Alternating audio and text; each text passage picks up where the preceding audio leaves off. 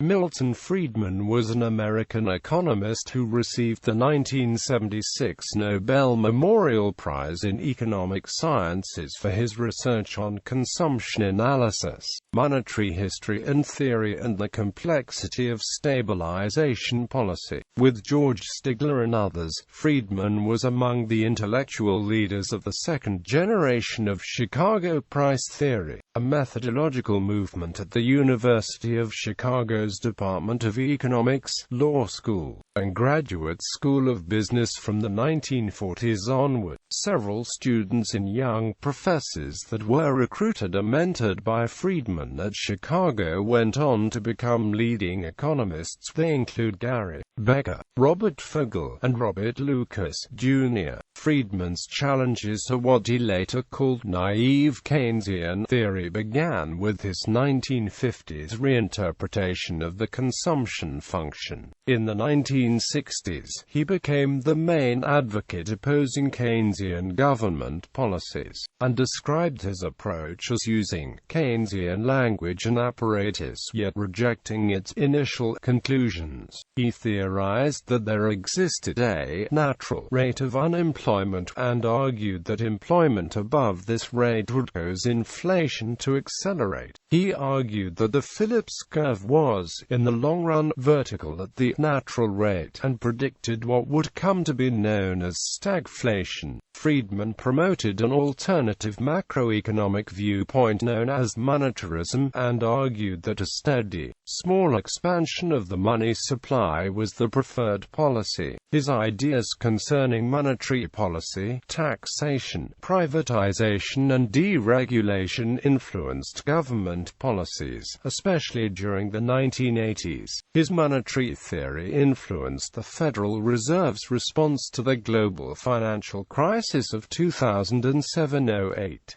Friedman was an advisor to Republican U.S. President Ronald Reagan and conservative British Prime Minister Margaret Thatcher. His political philosophy extolled the virtues of a free market economic system with minimal intervention. He once stated that his role in eliminating U.S. conscription was his proudest accomplishment. In his 1962 book Capitalism and Freedom, Friedman advocated policies such as a volunteer military, freely floating exchange rates, abolition of medical licenses, a negative income tax, and school vouch. His support for school choice led him to found the Friedman Foundation for Educational Choice. Milton Friedman's works include many monographs, books, scholarly articles, papers, magazine columns, television programs, and lectures, and cover a broad range of economic topics and public policy issues. His books and essays have had an international influence, including in former communist states. A survey of economists ranked Friedman as the second most popular economist of the 20th century after John Maynard Keynes,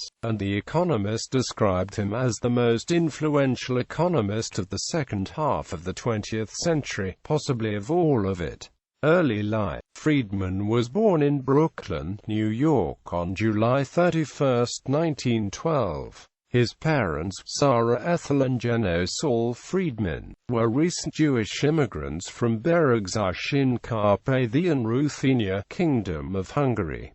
They both worked as dry goods merchants. Shortly after Milton's birth, the family relocated to Rahway, New Jersey. In his early teens, Friedman was injured in a car accident, which scarred his upper lip. A talented student, Friedman graduated from Rahway High School in 1928, just before his 16th birthday. In 1932, Friedman graduated from Rutgers University, where he specialized in mathematics and economics and initially intended to become an actuary. During his time at Rutgers, Friedman became influenced by two economics professors, Arthur F. Burns and Homer Jones, who convinced him that modern economics could help end the Great Depression. After graduating from Rutgers, Friedman was offered 2 scholarships to do graduate work. one in mathematics at Brown University and the other in economics at the University of Chicago. Friedman chose the latter, thus earning a Master of Arts degree in 1933.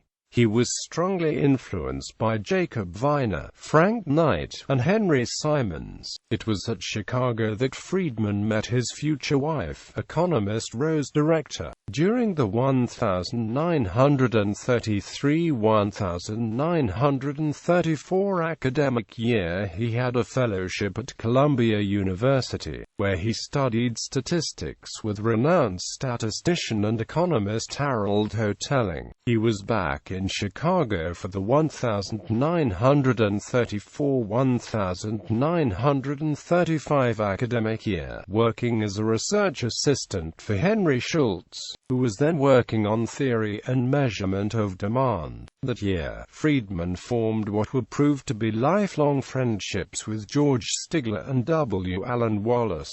Public service. Friedman was initially unable to find academic employment, so in 1935 he followed his friend W. Allen Wallace to Washington, where Franklin D. Roosevelt's New Deal was a lifesaver for many young economists. At this stage, Friedman said that he and his wife regarded the job creation programs such as the WPA, CCC, and PWA appropriate responses to the critical situation, but not the price and wage fixing measures of the National Recovery Administration and the Agricultural Adjustment Administration. Foreshadowing his later ideas, he believed price controls interfered with an essential signaling mechanism to help resources be used where they were most valued. Indeed, Friedman later concluded that all government intervention associated with the New Deal was the wrong cure for the wrong disease, arguing that the money supply should simply have been expanded instead of contracted. Later, Friedman and his colleague Anna Schwartz wrote A Monetary History of the United States, 1867–1960, which argued that the Great Depression was caused by a severe monetary contraction due to banking crises and poor policy on the part of the Federal Reserve. During 1935, he began work for the National Resources Committee, which was then working on a large consumer budget survey. Ideas from this project later became a part of his theory of the consumption function. Friedman began employment with the National Bureau of Economic Research during autumn 1937 to assist Simon Kuznets in his work on professional income. This work resulted in the jointly authored publication Incomes from Independent Professional Practice,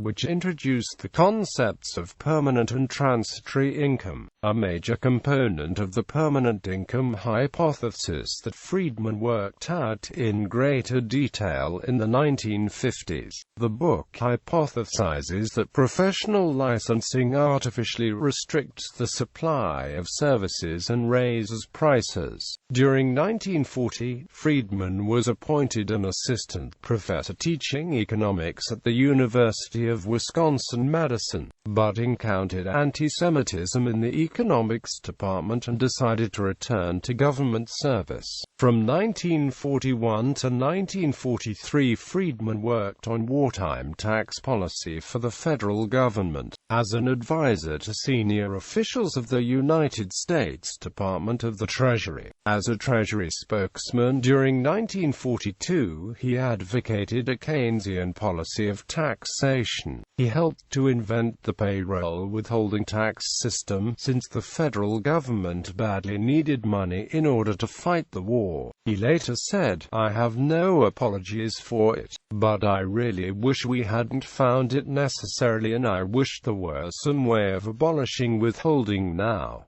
Academic career. Early years. In 1940, Friedman accepted a position at the University of Wisconsin-Madison, but left because of differences with faculty regarding United States involvement in World War II. Friedman believed the United States should enter the war. In 1943, Friedman joined the Division of War Research at Columbia University, where he spent the rest of World War II working as a mathematical statistician, focusing on problems of weapons design, military tactics, and metallurgical experiments. In 1945, Friedman submitted incomes from independent professional practice to Columbia as his doctoral dissertation. The university awarded him a Ph.D. in 1946.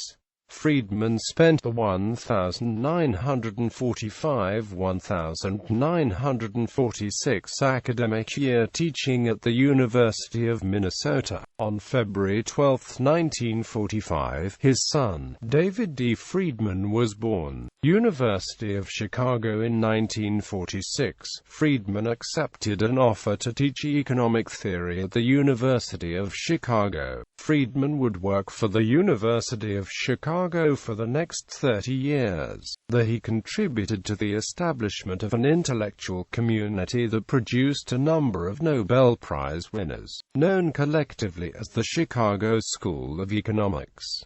At the time, Arthur F. Burns, who was then the head of the National Bureau of Economic Research, asked Friedman to rejoin the Bureau's staff. He accepted the invitation and assumed responsibility for the Bureau's inquiry into the role of money in the business cycle. As a result, he initiated the Workshop in Money and Banking, which promoted a revival of monetary studies. During the latter half of the 1940s, Friedman began a collaboration with Anna Schwartz, an economic historian at the Bureau, that would ultimately result in the 1963 publication of a book co-authored by Friedman and Schwartz, A Monetary History of the United States, 1867–1960.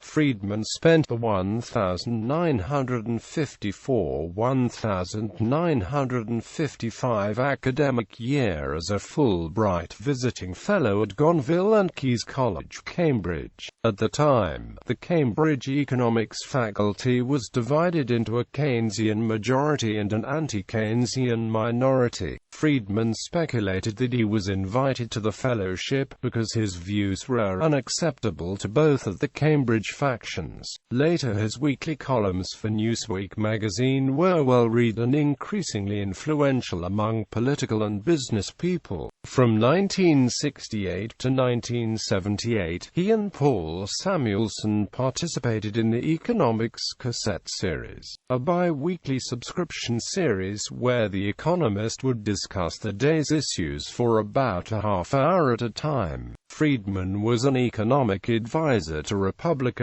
presidential candidate Barry Goldwater during 1964. Personal life. Retirement in 1977. At the age of 65, Friedman retired from the University of Chicago after teaching there for 30 years. He and his wife moved to San Francisco, where he became a visiting scholar at the Federal Reserve Bank of San Francisco. From 1977 on, he was affiliated with the Hoover Institution at Stanford University. During the same year, Friedman was approached by the Free to Choose network and asked to create a television program presenting his economic and social philosophy. The Friedmans worked on this project for the next 3 years, and during 1980, the 10-part series, titled Free to Choose, was broadcast by the Public Broadcasting Service. The companion book to the series, also titled Free to Choose, was the best-selling non-fiction book of 1980 and has since been translated into 14 foreign languages. Friedman served as an unofficial advisor to Ronald Reagan during his 1980 presidential campaign, and then served on the President's Economic Policy Advisory Board for the rest of the Reagan administration. Ebenstein says Friedman was the guru of the Reagan administration. Quote, In 1988 he received the National Medal of Science and Reagan honored him with the Presidential Medal of Freedom. Milton Friedman is known now as one of the most influential economists of the 20th century. Throughout the 1980s and 1990s, Friedman continued to write editorials and appear on television. He made several visits to Eastern Europe and to China, where he also advised governments. He was also for many years a trustee of the Philadelphia Society. Later life. According to a 2007 article in Commentary magazine, his parents were moderately observant, but Friedman, after an intense burst of childhood piety, rejected religion altogether. Quote, he described himself as an agnostic. Friedman wrote extensively of his life and experiences, especially in 1998 in his memoirs with his wife Rose, titled Two Lucky People. Death. Friedman died of heart failure at the age of 94 years in San Francisco on November 16, 2006. He was still a working economist performing original economic research. His last column was published in the Wall Street Journal the day after his death. He was survived by his wife and the two children. David, known for the anarcho-capitalist book The Machinery of Freedom, and Janet. Scholarly contributions. Economics. Friedman was best known for reviving interest in the money supply as a determinant of the nominal value of output, that is, the quantity theory of money.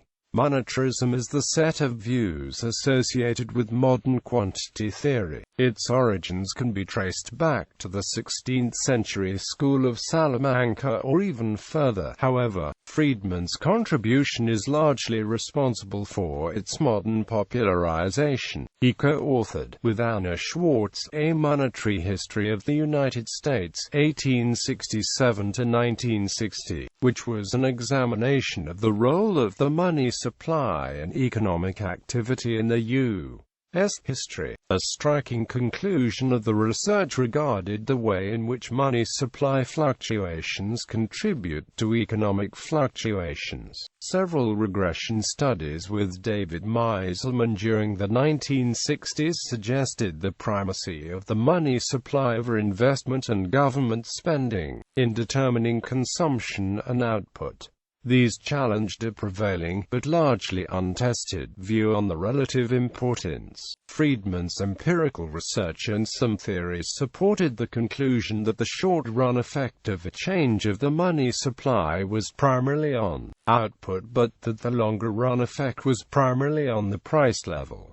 Friedman was the main proponent of the monetarist school of economics. He maintained that there is a close and stable association between inflation and the money supply, mainly that inflation could be avoided with proper regulation of the monetary base's growth rate. He famously used the analogy of dropping money out of a helicopter, in order to avoid dealing with money injection mechanisms and other factors that would overcomplicate his models. Friedman's arguments were designed to counter the popular concept of cost-push inflation, that the increased general price level at the time was the result of increases in the price of oil, or increases in wages. As he wrote, inflation is always and everywhere a monetary phenomenon. Friedman rejected the use of fiscal policy as a tool of demand management, and he held that the government's role in the guidance of the economy should be restricted severely. Friedman wrote extensively on the Great Depression, which he termed the Great Contraction, arguing that it had been caused by an ordinary financial shock whose duration and seriousness were greatly increased by the subsequent contraction of the money supply caused by the misguided policies of the directors of the Federal Reserve. The Fed was largely responsible for converting what might have been a garden-variety recession, although perhaps a fairly severe one, into a major catastrophe. Instead of using its powers to offset the depression, it presided over a decline in the quantity of money by one-third from 1929 to 1933.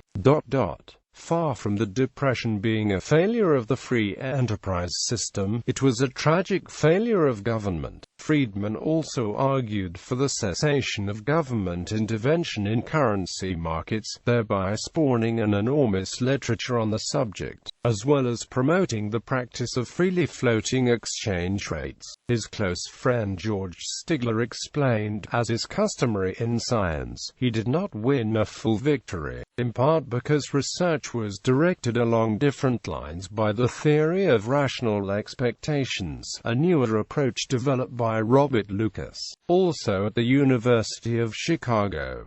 The relationship between Friedman and Lucas, or New Classical Macroeconomics as a whole, was highly complex. The Friedmanian Phillips curve was an interesting starting point for Lucas, but he soon realized that the solution provided by Friedman was not quite satisfactory. Lucas elaborated a new approach in which rational expectations were presumed instead of the Friedmanian adaptive expectations. Due to this reformulation, the story in which the theory of the New Classical Phillips curve was embedded radically changed. This modification, however, had a significant effect on Friedman's own approach, so, as a result, the theory of the Friedmanian Phillips curve also changed. Moreover, New Classical Neil Wallace, who was a graduate student at the University of Chicago between 1960 and 1963, regarded Friedman's theoretical courses as a mess.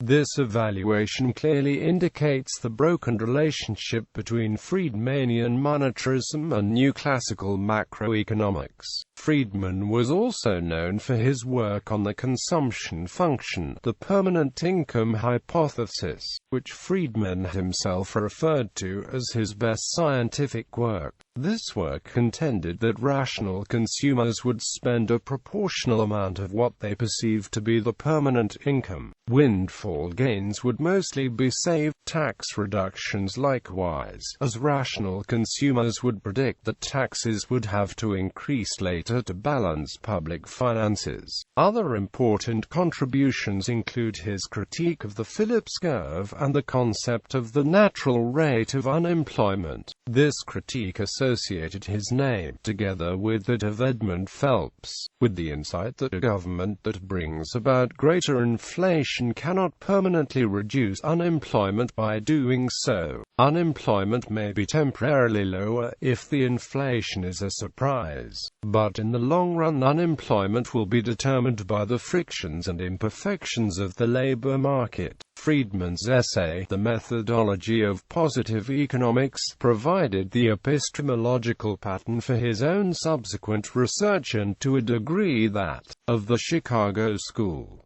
He argued that economics as science should be free of value judgments for it to be objective. Moreover, a useful economic theory should be judged not by its descriptive realism but by its simplicity and fruitfulness as an engine of prediction. That is, students should measure the accuracy of its predictions, rather than the soundness of its assumptions. His argument was part of an ongoing debate among such statisticians as Jerzy Neyman, Leonard Savage, and Ronald Fisher. Statistics. One of his most famous contributions to statistics is sequential sampling. Friedman did statistical work at the Division of War Research at Columbia, where he and his colleagues came up with a technique. It later became, in the words of the new Palgrave Dictionary of Economics, the standard analysis of quality control inspection. The dictionary adds, like many of Friedman's contributions, in retrospect it seems remarkably simple and obvious to apply basic economic ideas to quality control. That, however, is a measure of his genius.